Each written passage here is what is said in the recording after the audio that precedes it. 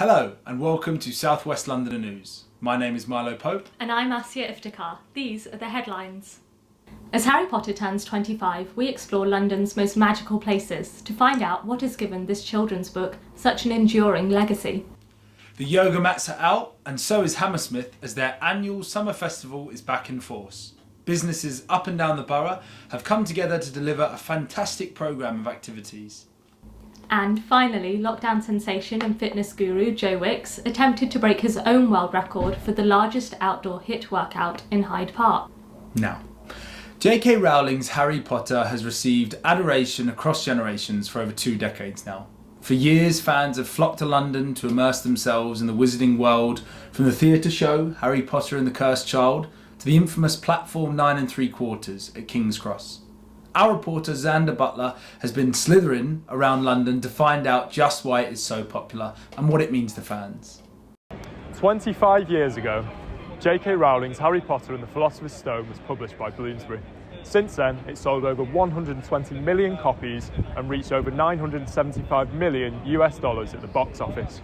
We came down to London's Harry Potter landmarks to find out why it's still so popular today. We went to King's Cross to visit the famous platform 9 3/4 where Hogwarts students go to get the train to school. What Harry Potter means to me? Well, I've had it for as long as I can remember.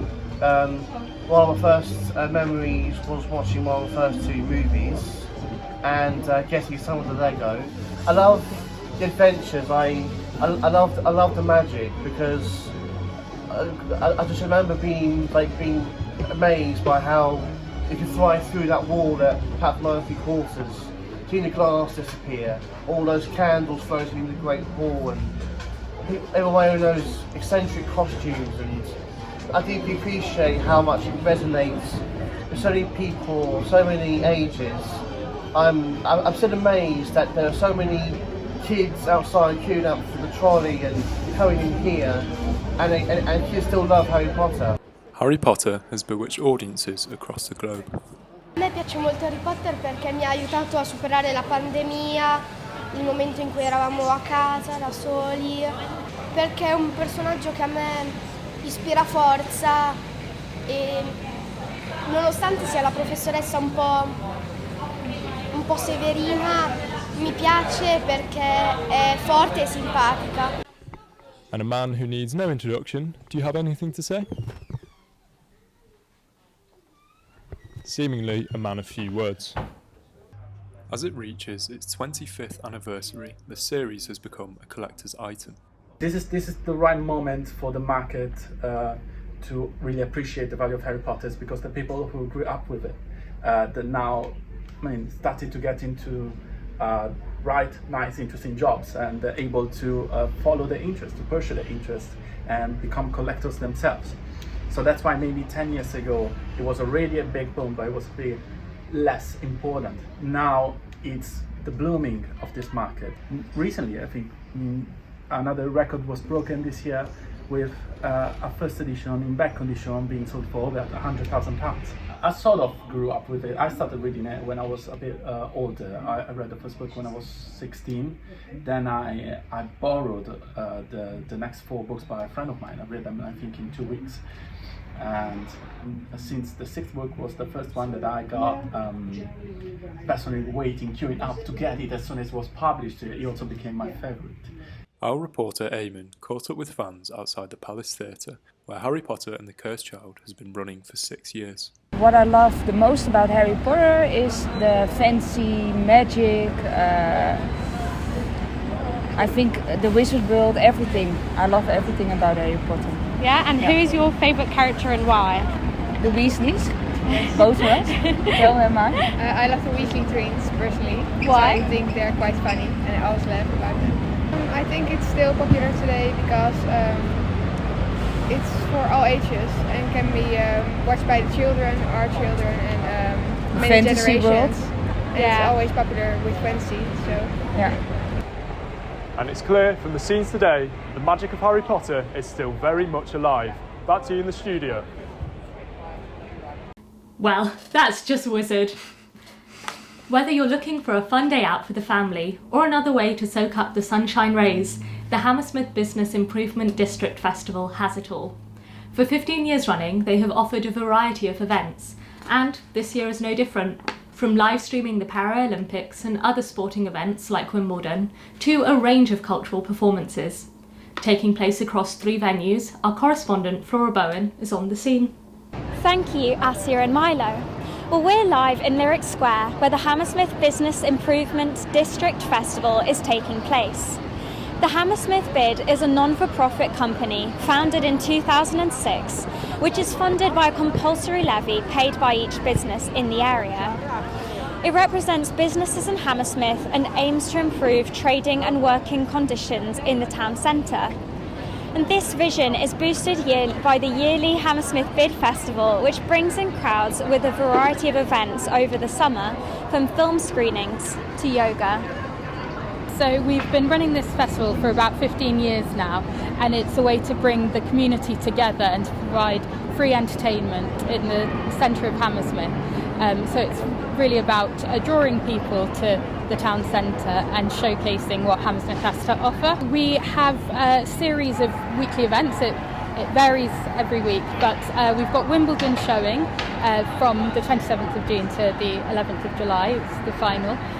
We also have Wellness Wednesdays, which we're currently running with Lumi Power Yoga, Fitness First, 9 rounds, and there's been also interest from some of our other local fitness companies, so watch this space. Our vision for Hammersmith as the Business Improvement District is to have an inclusive, accessible and pleasant town centre, so we really want to bring people in to Hammersmith to explore the local shops and businesses, make it attractive for those who live, work and visit the area. Our reporter Antonia tried out the yoga today and spoke to Lumi yoga instructor Elena Ezoratio after the class. So could you tell me what kind of yoga are we doing here, that's part of the Hammersmith Festival, and who's it for? Can anyone come along, and why here, why now? What's the idea behind it? So this is power yoga, and power yoga is made to challenge you physically, but it's also adding an element that everyone can join in. It's community, it's a bit of fun, so it's not just about succeeding or getting it right. We're in the middle of a very busy square right now, there's people everywhere. Yeah. Is that part of it, maybe people zoning out and tuning out the busy London, and why in the square, not say in a studio? What is the benefit of being out here and then focusing in on yoga? Well, first of all, really shallow benefit is great marketing. A lot of people seeing us, sorry to say. But that is our way of being seen and heard, and for people also to get to see a class, because in the studio people can't just come and watch. But here they can see what are they actually up to? What is yoga? Because I think different people have different ideas of what yoga is about. So could you tell me a bit more about, so you've got more classes coming up and you're doing one in a park as well, so is that all part of the Hammersmith BID? Yeah, so we have a few weeks now when we're outside. Next week here on the square, 12:30, 45 minutes, and then we have 1 hour classes in Ravenscourt Park. Oh nice, yeah. And those would be brilliant as well, because we have kids teacher with kids yoga parallel to the adults. So just bring your kids, bring your pets, and it's really not about trying to organize the structure. Everyone comes together. Kids can jump on the parents if they like. But it's about possibility of community. What we noticed through the pandemic and people coming back, it wasn't the yoga pose they missed, it was the community. Yeah. And having a place they can call home and be themselves. What are these classes and who are they for? So these classes are HIIT classes, high intensity based. They're all for beginners, advanced members, and just for general public, for everyone just to come out, have some fun in the sunshine and just get a sweat on, really. What would you say to somebody who's maybe a bit nervous about starting HIIT? I would say to someone who is nervous doing HIIT, the best thing I would recommend is that we encourage all levels of members to come down. We've all got to start somewhere, so why not start here? It's the best way. I know people will be walking past, so they may get nervous, they're thinking they're being watched, but at the end of the day, you just look at the workout and you just have fun. So how regularly are the classes on and when are the classes? So the classes are regularly every Wednesday afternoon at 1:30 at the Lyric Square, just right in front of us for about a 30-minute blast, and I'm sure you'll get a nice sweat on. With such a variety of activities on offer, there's something for everyone in the summer as Hammersmith Town Centre goes from strength to strength. Back to you in the studio. Would you have tried a bit of the yoga? Or? Absolutely not for me. For families across the country, I'm sure you're aware of the fitness fanatic Joe Wicks, who is trying to keep the nation fit during lockdown. But the body coach, who recently received an MBE, faced his toughest competition yet, himself, as he set out to beat his previous world record for hosting the largest outdoor HIIT workout with over 3,000 people. Mr. Lean and 15 was aiming for 6,000 people this time around to join him in Hyde Park. Our reporter Harrison Gallivan was there to see how it all unfolded.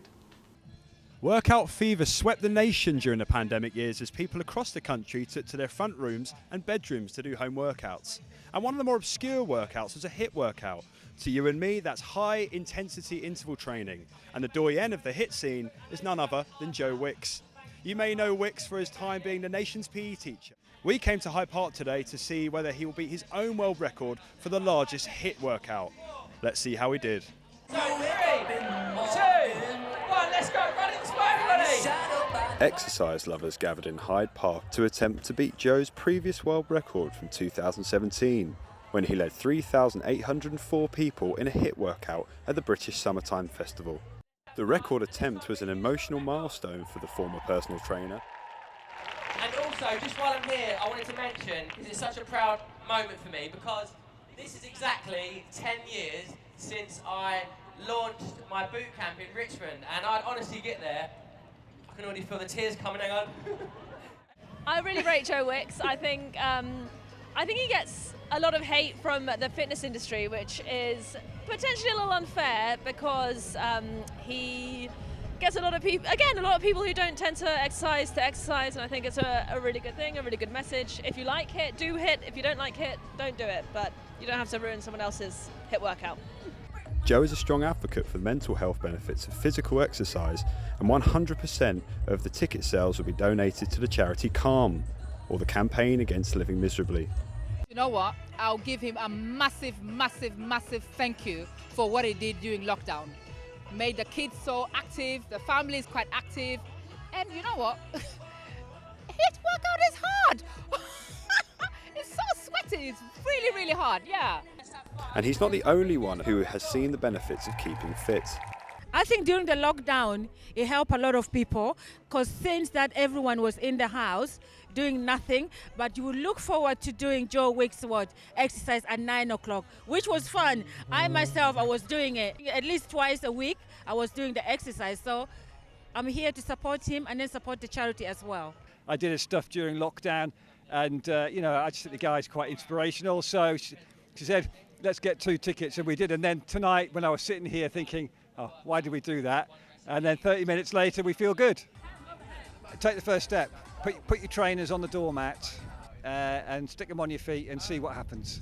At first I did it to lose weight, to get a summer body, but then I realised my mental health improved so much. I used to have anxiety, especially during the lockdown. And then once I got into it, I realised my mental health improved so much, and now it's just become a habit. When I don't do it, I really feel different. So I really think it benefits me a lot. I enjoy doing it. Despite a strong turnout and an energetic crowd, Joe didn't quite manage to beat his own world record. But this didn't put a damper on the participants' spirits. It was fun, it was hard work, but it's worth it, and we did it. We're still standing. Yes, it was a good burst of bubble of fun. Well, there we are. Unfortunately, Joe didn't quite make the record today, but besides, it was all for a good cause, and that was the campaign against living miserably, Calm. And everyone we spoke to today had a great time keeping fit with everyone around them, mentally and physically. If I know Joe, he'll be back to make it 3rd time a charm when he tries to break his own record again in a few years' time. But for now, that's all from us. Back to the studio. Commiserations, Joe. Maybe next time, but well done for getting so many people out of the house and exercising. Yeah, definitely. Well, That's all for now. Thank you for tuning in to South West Londoner News. For more brilliant stories, visit our website at www.swlondoner.co.uk or follow us on Twitter using the handle below. Thank you and good night.